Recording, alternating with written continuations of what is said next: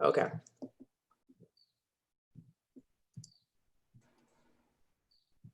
We're live streaming now, I believe. Okay. Okay. There you go. Welcome, everyone. This is the July 8th meeting of the Common Council's Planning, Land Use, and Economic Development Committee meeting. Committee members present: Joyce Love, Alfredo Ballerin, Tom Hoey, other members, Ginny Farrell, and staff Michelle Andre and John Raphael Pichardo. And we also have staff from the planning department, and let's say we have Zach Powell from the planning department and Yasmin Robinson from the planning department, Carrie Ward from CDTC, and then three individuals who I am not familiar with. Jesse, you're from Creighton Manning, I see. Correct. And Marichel Fun. Marichel Fun. From And Nelson Niger. I'm sorry, what? I'm at Nelson Niger. Nelson Niger. Yep. And I think that's it. All right, and we are here tonight to discuss the bicycle master plan. And I'll just turn it over to staff to get started with the presentation. Hi there. Just before I begin, Michelle, is it easier if I share my screen or if you're sharing the screen? You can share your screen. 1 second. Let me Okay. allow. Give me just 1 second and I'll set that up. Yeah, I think you can do it now. I just gave you the permissions. Okay.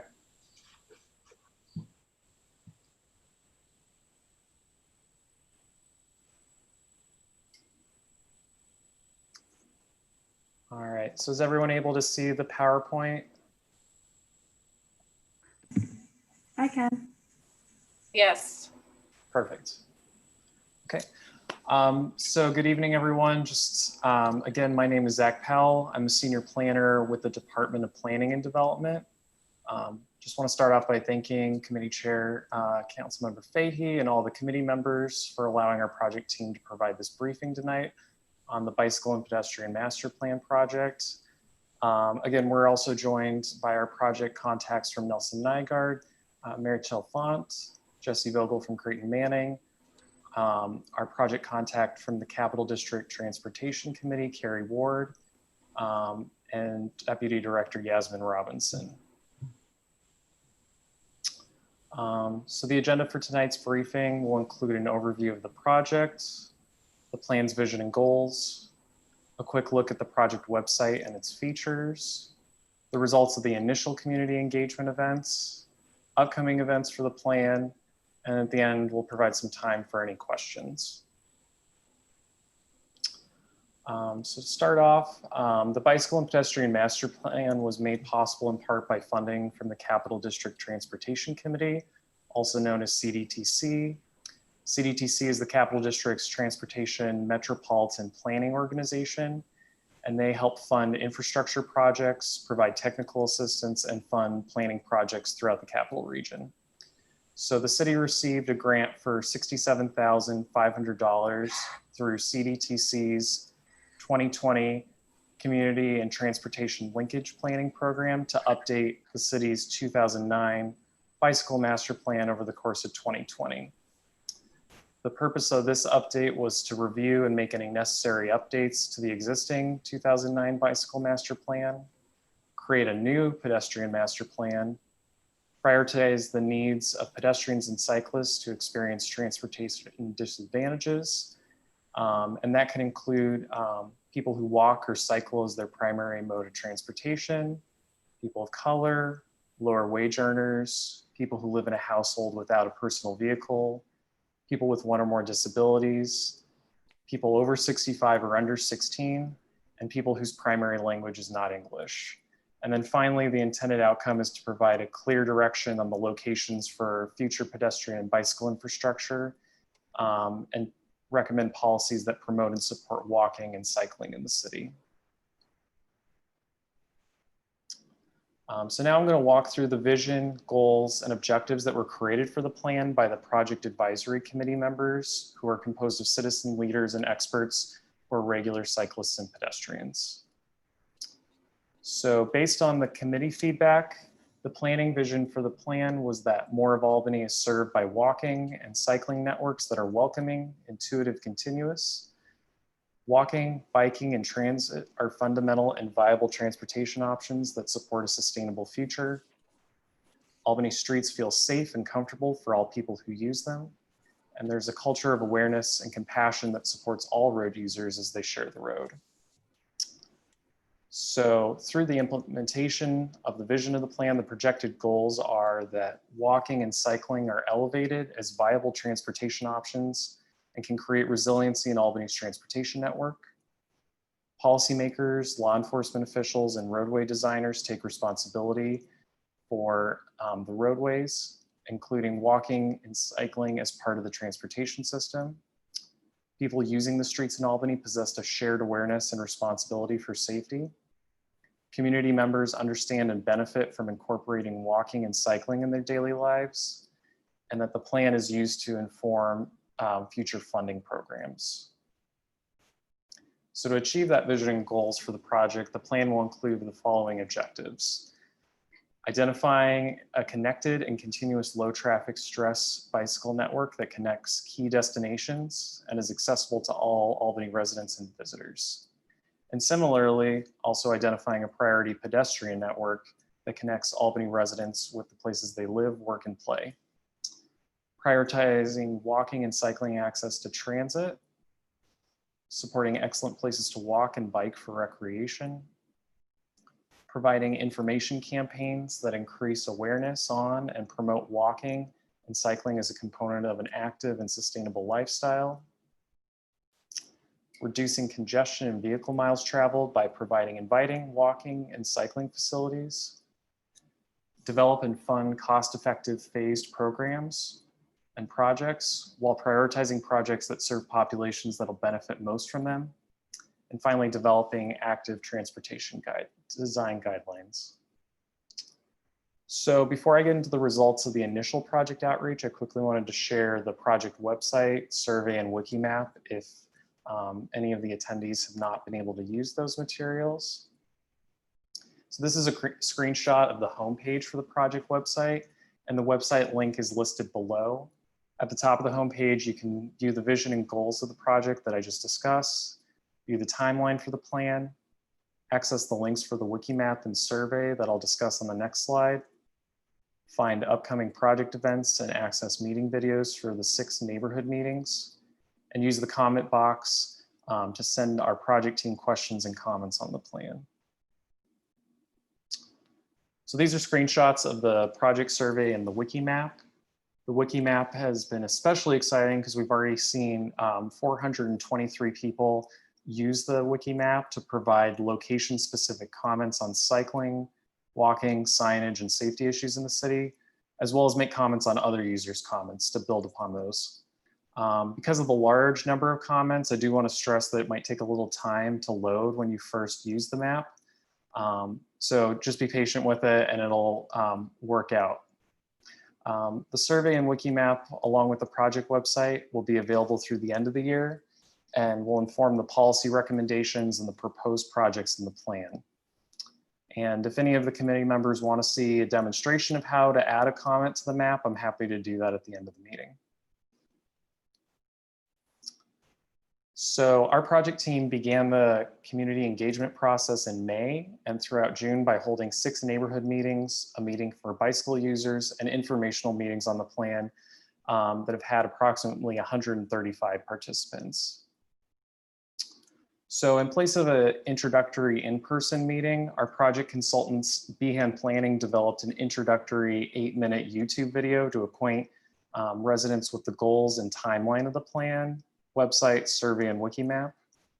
In June, there were 7 meetings held on Zoom to discuss current cycling and walking issues and future policies and infrastructure projects that could improve cycling and walking in the city. This list includes the relevant neighborhoods and neighborhood associations that were included in each of the 6 neighborhood meetings, And the next slide will show how the meeting numbers corresponded with the cluster of neighborhoods. So now I'm gonna walk through some of the major themes from each of the 7 meetings that were held. Please let me know if you want to see the neighborhood meeting map when I'm discussing any of the meetings. So from the bicycle user group meeting, some of the themes that were discussed included the difficulty in cycling on streets with steep inclines and no bicycle facilities. Some examples of that are bike lanes. And without those facilities, it makes it difficult to get from the eastern to the western portions of the city. Road conditions, including potholes and cobblestones, make it difficult to cycle on streets that could be useful to a larger bicycle network. And more information and signage could better help new cyclists understand routes and inform motorists about sharing the road. So for neighborhood meeting 1, that included Center Square, downtown, Hudson and Park, Lincoln Park, Mansion, Park South, Pastures, Washington Park, and Washington Square neighborhoods. Comments from this meeting included a need for more north-south bicycle routes in residential neighborhoods. Participants appreciated routes such as the new South End connector, but wanted to see an increase in the number of routes internal to the city. They also wanted to see a connection between Madison Avenue and the Hackett Boulevard multi-use path via Lark Street to improve connections to Lincoln Park and University Heights. Some participants also wanted to see the conversion of traffic lights to stop signs since people speed through yellow lights. And some residents believe that motorists are more likely to respect a stop sign as compared to a yellow light. And connections to major destinations, such as the Empire State Plaza and Washington Park, are often not safe due to poor visibility, fast speeds, and a lack of signage. So for neighborhood meeting 2, that included Delaware Avenue, Lincoln Park, Mount Hope, 2nd Avenue, and South End neighborhoods. Some of the comments from this meeting included that while South Pearl Street serves as a major route for residents who do not have access to cars, the condition of the road and lack of bicycle facilities make it a difficult route. Some of the participants wanted to see a formalization of the use of existing paths in University Heights through the existing campuses and existing paths to improve the visibility of those and improve connections. Increase the number of barn dance intersections to make wider roads easier and safer to cross. For anyone who doesn't know what a barns dance intersection is, it allows pedestrians and cyclists on each corner to cross at the same time. So that allows for diagonal crossings and therefore shorter crossings.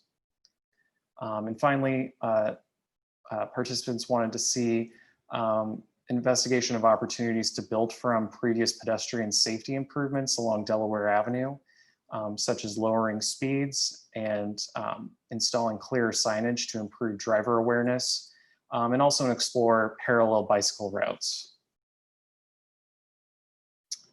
So for neighborhood meeting 3, that included Beverwick, Helderberg, New Albany Neighborhood Association, New Scotland and Woodlawn, Normanskill, Pine Hills, and Whitehall neighborhoods. Comments from this meeting included that installing bicycle and pedestrian infrastructure on paper streets could provide more connections between neighborhoods. Participants wanted to see a continuation of the Hackett Boulevard multi-use path from Sycamore Street to South Manning Boulevard. Participants also wanted to see an increase in the number of crosswalks along Manning Boulevard and Washington Avenue extension. And finally, an improvement of maintenance along the shoulder of roads to improve the informal usability of roads for cyclists. So for neighborhood meeting 4, that included Buckingham Lake, the Uptown UAlbany campus area, Eagle Hill, Manning Boulevard, Melrose, the Pine Bush, and Upper Washington Avenue neighborhoods. Comments from these meetings included that bicycle and pedestrian improvements along Berkshire Boulevard would provide a low-stress east-west route and would provide greater access to Buckingham Pond. Participants wanted to see improved pedestrian connectivity between schools and neighborhoods so that kids could walk to school. They also wanted to see traffic calming improvements, additional sidewalks and bicycle lanes on streets such as Breveter Street and Manning Boulevard to improve connections between Washington and Western Avenues. And finally, prioritizing pedestrian and cycling improvements on streets such as Rapp Road and Fuller Road to improve intermunicipal connections with the town of Colony and Gilderland. So for neighborhood meeting 5, that included Arbor Hill, Sheridan Hollow, Tenbrook Triangle, West Hill, and West End neighborhoods. Comments from these meetings included that participants wanted to see a continuation of the new bicycle lanes on Broadway in Menands into Albany to provide an easier connection between Albany and Menands. Adding stop signs on hills, such as Clinton Avenue, to prevent cars from speeding and make cyclists feel more comfortable riding on those streets. Continuing the Clinton Avenue bicycle lanes down to Broadway to provide more connections. Addressing exposed tree roots that reduce the accessibility of sidewalks for pedestrians of all abilities. And finally, connecting Tenbrook Street and Northern Boulevard bicycle lanes via Manning Boulevard and/or Lark Drive. And the final neighborhood meeting, meeting 6, this included the North Albany, Shaker Park, and Bishop's Gate neighborhoods. Some of the comments from this meeting included improving the pedestrian experience along long blocks, such as providing trash cans mid-block to prevent littering, and make the focus of walking less on getting from point A to point B and making it more enjoyable. Adding interpretive signage in the warehouse district to increase the knowledge of the history of Albany and also encourage walking tours and pub tours. Adding lighting under the Livingston Avenue Bridge to encourage connections between downtown and the warehouse district. Adding bicycle lanes on Loudonville Road, and encouraging more amenities along the Albany County Rail Trail, Corning Preserve, and the Mohawk Hudson Bike Hike Trail. So building from the community meetings that we did in June, we're continuing to schedule and meet with community groups and organizations throughout the month of July. If you know of any organizations or work within any organizations that you think it would be good for us to reach out to have a focus group, feel free to contact us at dpd@albanyny.gov, and we'd be happy to set up a meeting. So progressing through the schedule in August and September, we're going to take the information from the community meetings, focus groups, survey results, and the Wiki Map comments, and we're going to implement 2 demonstration projects throughout the city to test some of the ideas that have been proposed. And then building from that in September and October, our project consultants will draft a plan that'll be presented in mid-October to early November to members of the public at a public workshop. And that'll give members of the public an opportunity to comment on the draft plan and give our project team some time to make any revisions based on those comments. And we're anticipating to have a final plan completed in December of this year. So again, I just want to say thank you to the committee for the time to speak this evening, and I'm happy to answer any questions at this time. Okay. Committee members, does anyone have any questions? Comments?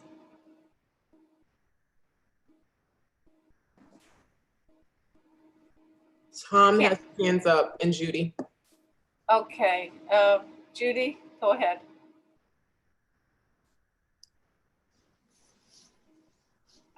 We can't hear you. All right, I'm now unmuted, I think. So Zach, thanks very much for your work on this. I was very happy to see the connector trail opened. I was a little surprised. I don't know if any other council members got notified of that particular event, but some of us were pretty outspoken in support of that. And I'm very supportive of this master plan and moving forward. I used to participate on an advisory committee that sort of fell by the wayside when staff left. So I'm glad to see the administration is picking up on this again. I'm curious, for each one of these neighborhood meetings, how many, if you could give me a rundown of how many participants were at each one, if you know? Give me just 1 second and let me pull up that information. If you have any other questions right now, feel free to address those or any other comments that you have right now, and I'll pull up that information. Yeah, no, I don't have any other comments. I really appreciate the process that you're going through, and you know, it's challenging to get public input. I want to say to some extent on a piecemeal basis by doing it via Zoom meetings, etc. But I'm thrilled that the city is focusing in on this, and I'm thrilled also that you're talking about doing some pilots to actually move forward and get a little bit more experience. I have a bicycle. I am afraid to use it generally on the city streets.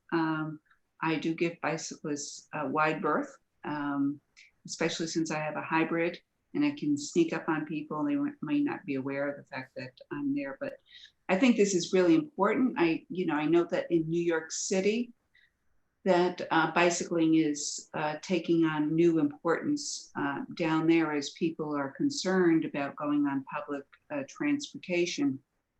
And I think that that's also a legitimate concern here in the capital region while we're dealing with the coronavirus. We do have the challenges of maybe 4 months of the year it not being possible to use your bicycle most of the time. But I do also want to say the potholes are also a huge hazard.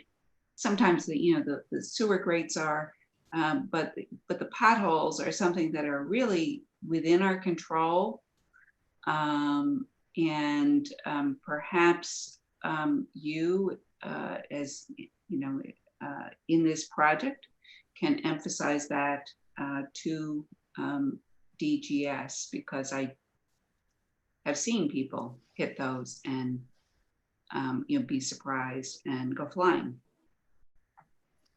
Yeah, so a lot of people are kind of a similar biker to you, where they're interested but somewhat concerned on starting to ride. So we're really trying to reach out to those people to make it more appealing and feel safer to ride.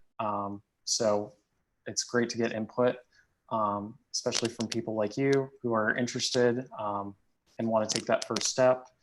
And as you mentioned with transit too, this is going to be a really important time to find new ways for people to get in and around Albany, especially for people who don't have access to a car. So this is, in a lot of ways, a really good time for us to be looking at it. So it's exciting on that end. And then with the potholes, we are looking to make connections with the plan to the equity agenda as well. So I think that'll be a good way to start connecting infrastructure improvements to where it's going to make the most impact. So that's an exciting connection that we're looking forward to as well. Okay, thank you. Tom, you had questions, Wait. comments? Wait, did Zach, I'm sorry, did Zach, were you able to get that information or? I'm not immediately finding it. Okay. I will say for most meetings, it was about 25 to 30 people. Oh, great.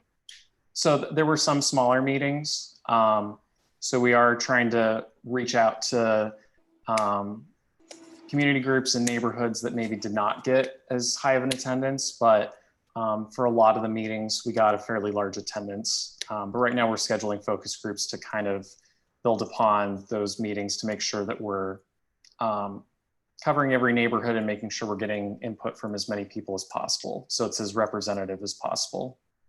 So I'm thrilled that you think that it was 25 to 30 people. I mean, since these were multiple neighborhood associations, that might be, just 2 to 4 people from each neighborhood association. But, sometimes I've attended neighborhood associations where in normal times where that is the public turnout and you wind up with more speakers than you do, actual participants. The other thing I just wanted to mention to you is that I don't think was covered here is Leah Goldby had mentioned to me that she was doing something with regard to, I want to say, training people or showing people how to navigate, to actually have like a sample of, let's get together at this particular location and now figure out how you can get around the city safely, to give people like me a little bit more confidence in using a bicycle, etc. So I didn't see that in amongst your master plan, but that may be something that you want to consider adding, because you can provide the infrastructure. Helping people get to the next step can be a little bit more challenging. Yeah, and that's a great point. We are looking at promoting education and awareness as part of the plan.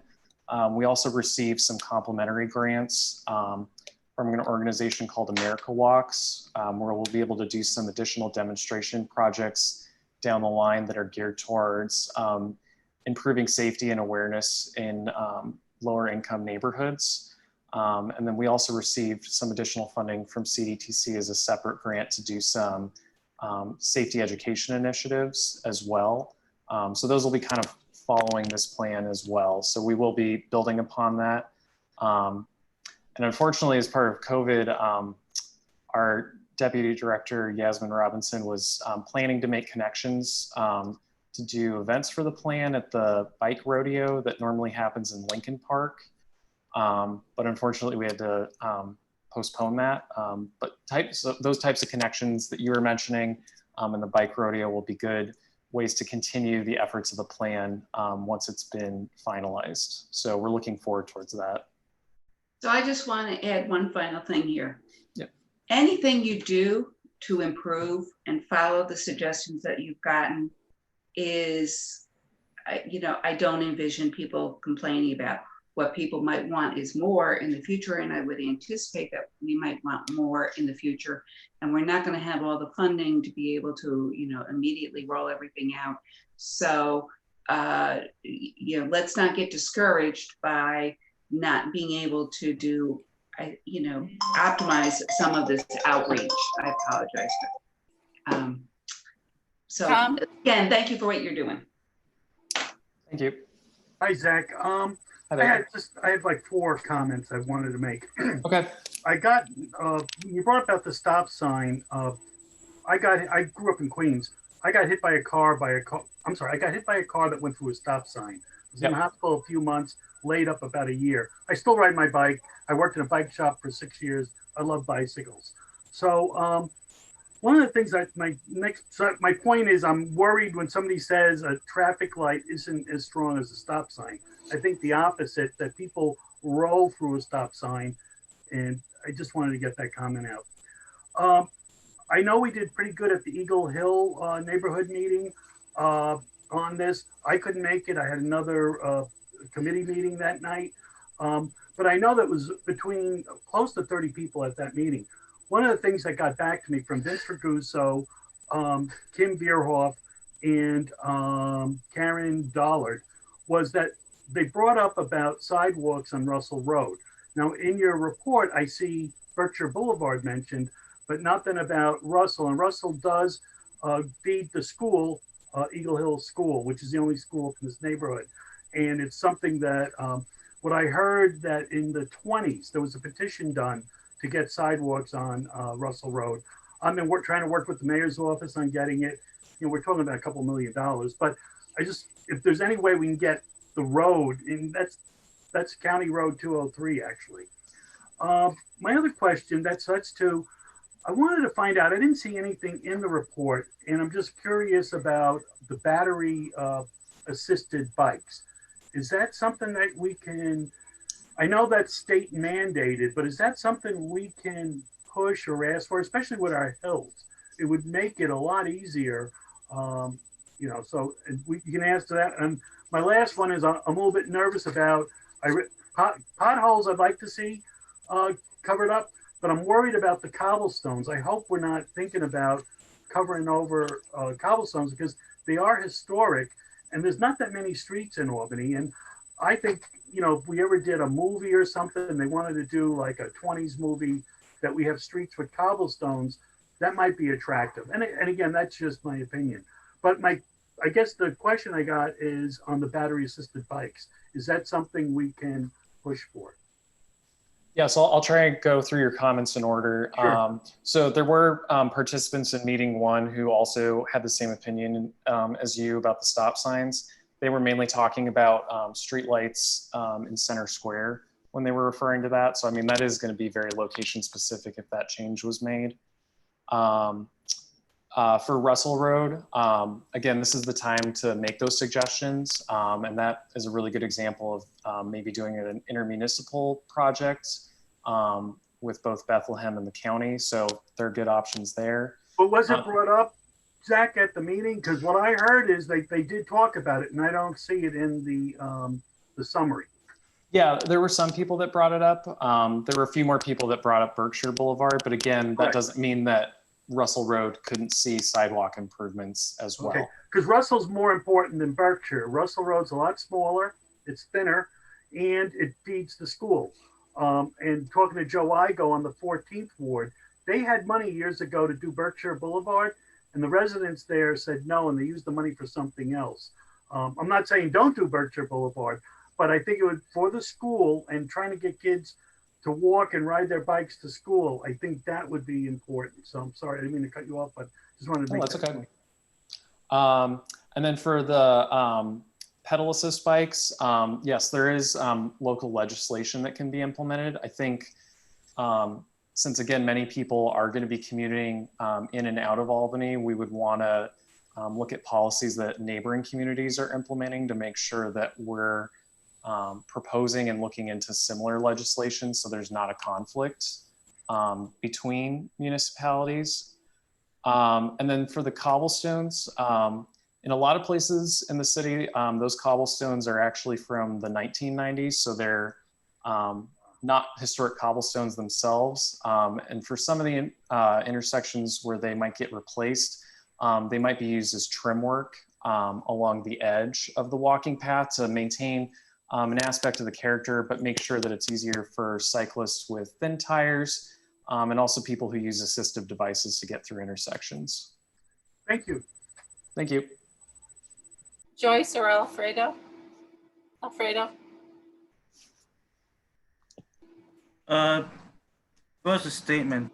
I think it's good that the city is looking to make this investment. As data is showing, millenniums and Generation C are more towards biking than owning cars. So this is a good investment if you're looking at the future and the use of the roadways.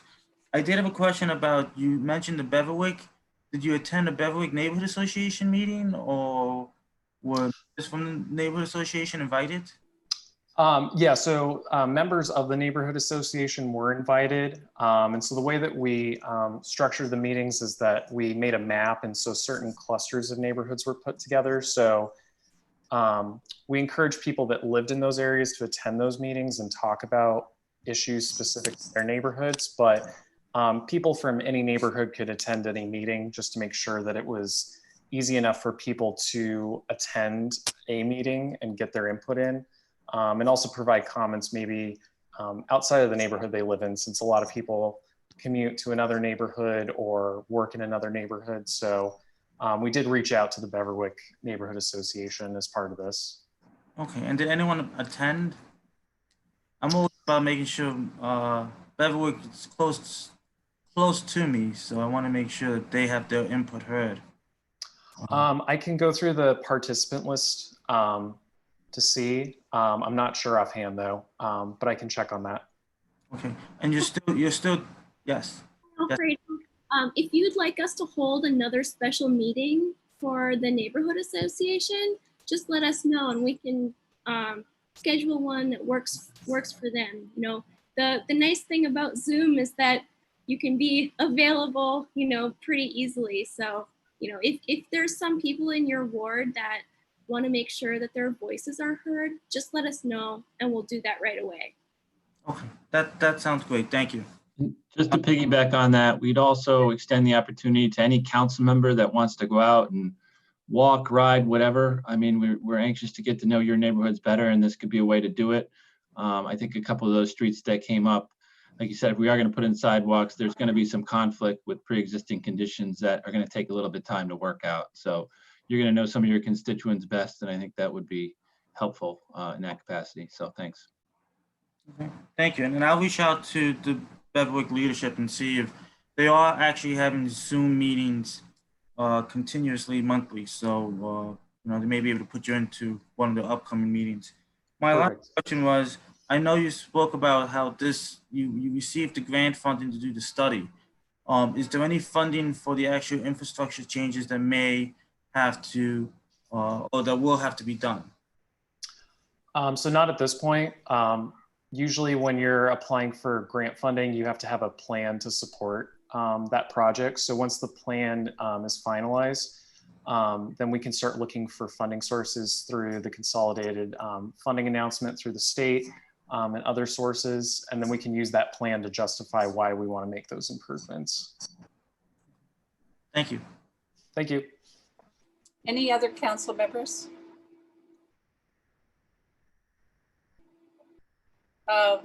Judy?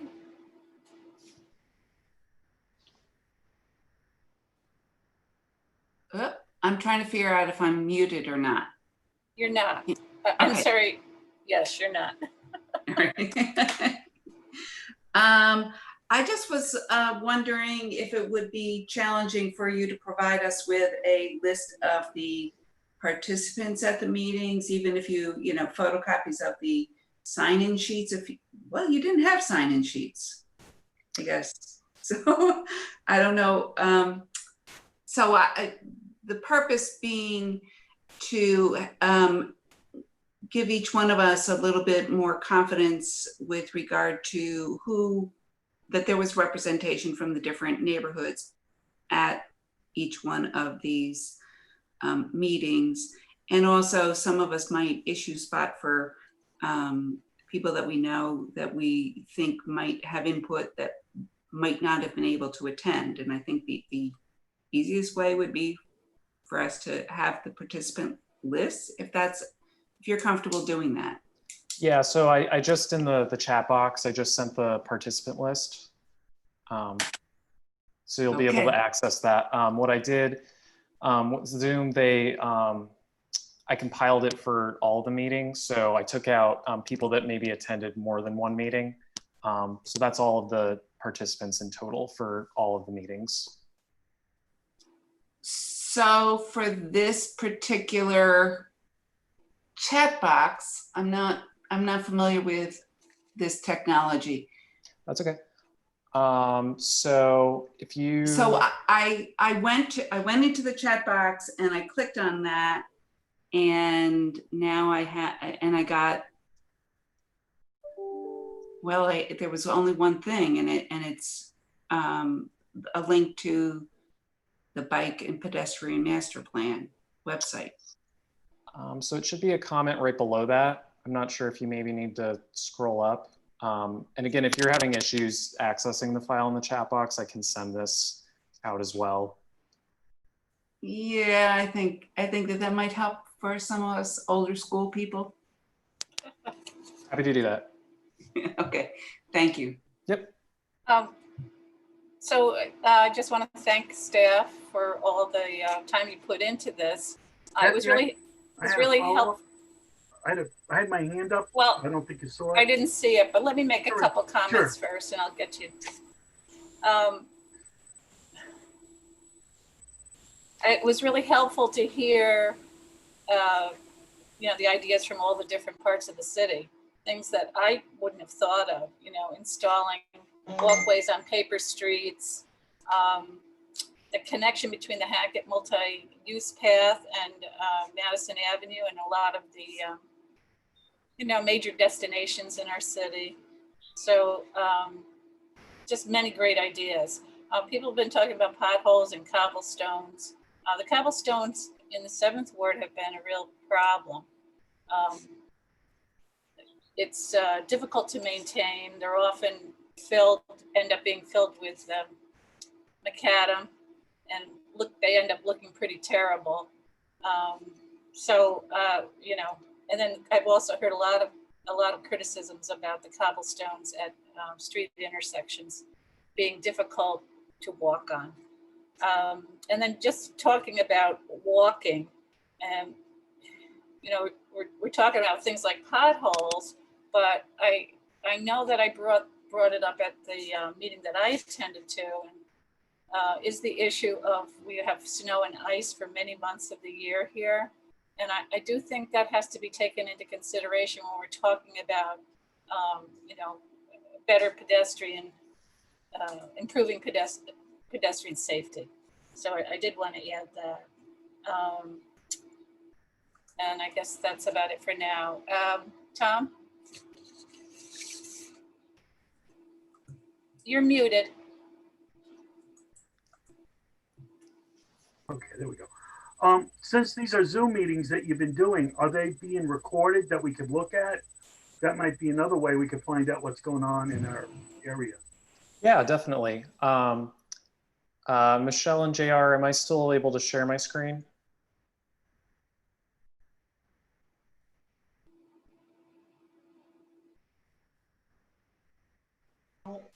You should have the capabilities. Okay, perfect. Thank you. So give me just 1 second. Let me pull up the website.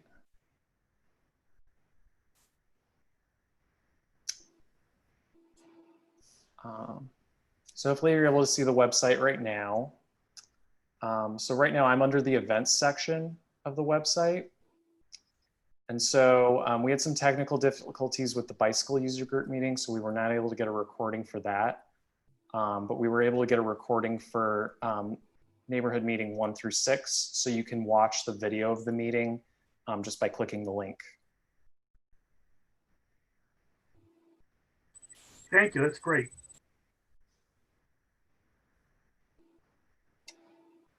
Okay, so any other comments before we finish up?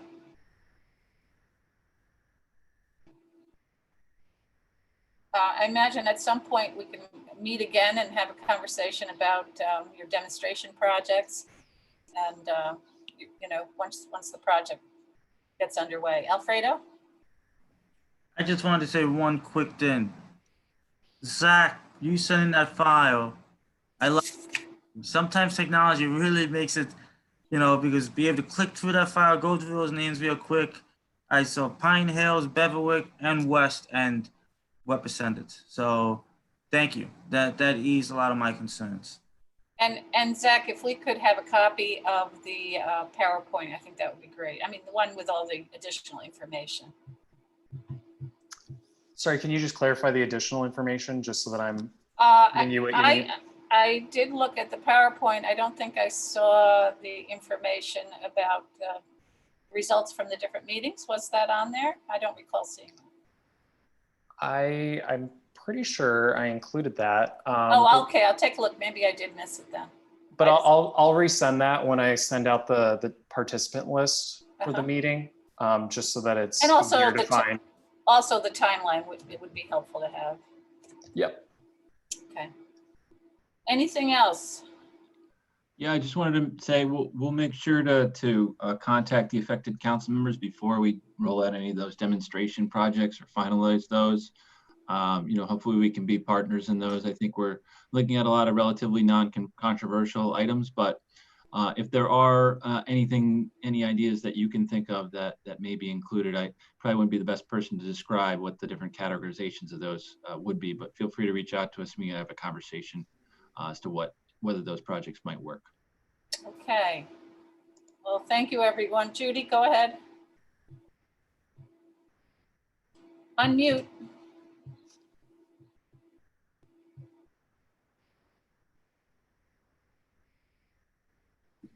Thank you. So as Kathy, as you were asking, you know, you imagine that we'll have further conversations. The thought occurred to me. So is there anything in terms of next steps, anything that you would like us to be doing at this point to support you? Is there anything you need from us now or before the end of the year that you would like us to be doing to support you in this project? Thank you for the offer. I mean, I think it would be really helpful just to get the word out about the plan. And again, if you know of any organizations that you think we should be reaching out to, like Alfredo mentioned with the Beverwick Neighborhood Association, those are the type of connections that we want to keep making, just again, to make sure that we're reaching as many people as possible.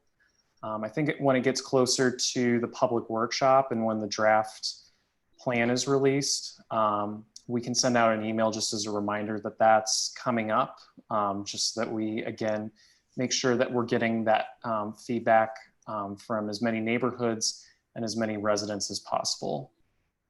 And I'll add to that, we're trying to reach out to populations who don't have as many vehicular options as others. So if you know anybody that we could speak with who maybe doesn't own a car or only has a bike or only walks or takes transit, we really want to hear from those people because they are the ones who will be the most served by this plan.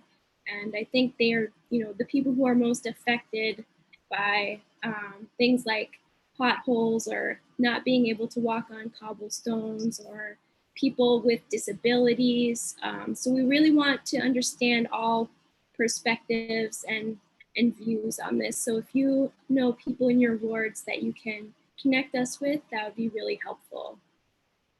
So offhand, for my neighborhood, people are a little bit more connected to cars and public transportation.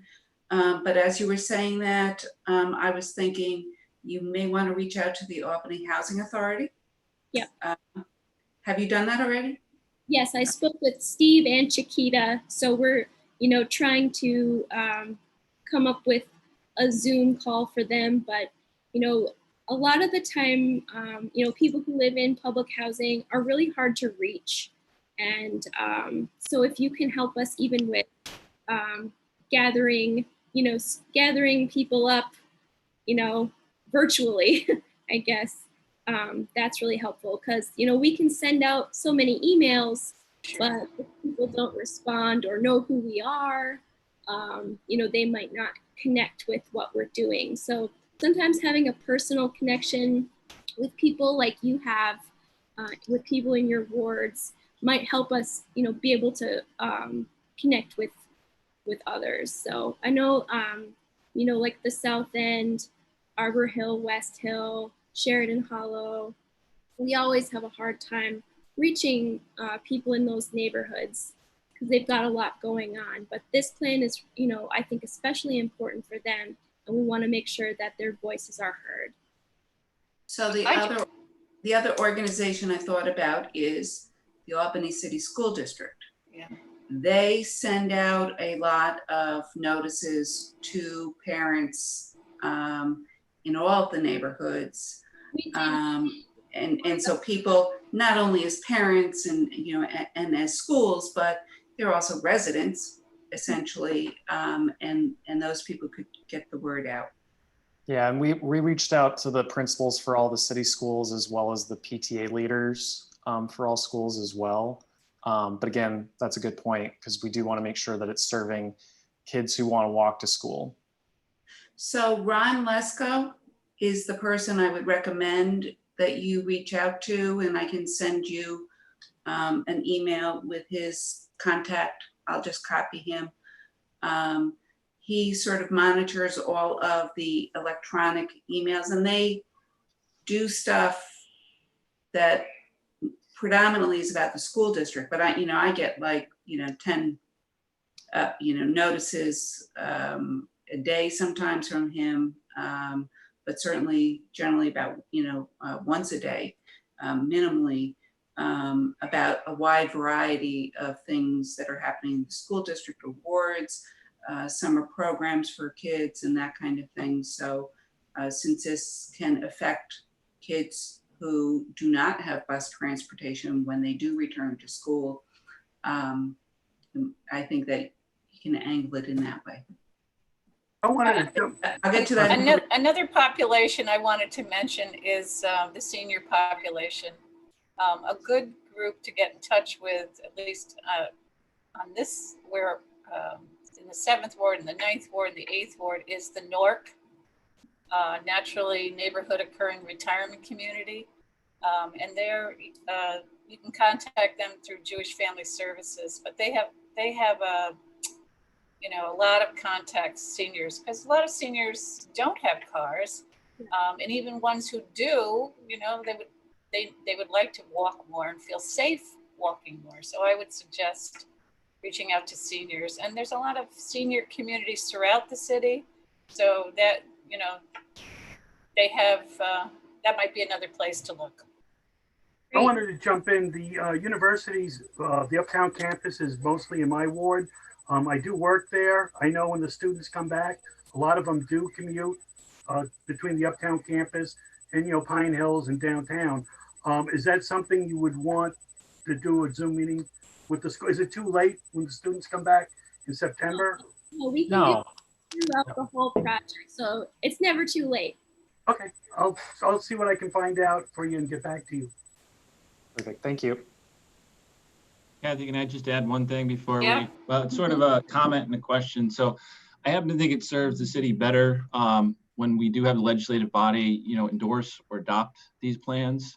So one of the questions I had for you all, and doesn't have to be an immediate answer, but what do we need to do to get there in terms of communication with you, follow-up meetings or things of that nature? It's something we're working with an existing budget and scope here, so we have to be mindful of that. But we'll definitely do our best to both engage the community per your recommendations and to consult with you as necessary, because again, this is something that I'd like to see live on for a long period of time. So Yeah, anything else we can do to endorse the project, I think people would be interested in. So. Well, motion to adjourn. Joyce, thank you. Hello. Second. Judy, thank you, everyone. Have Thank a great evening. Thank you. Thank you. Thank you. Good night.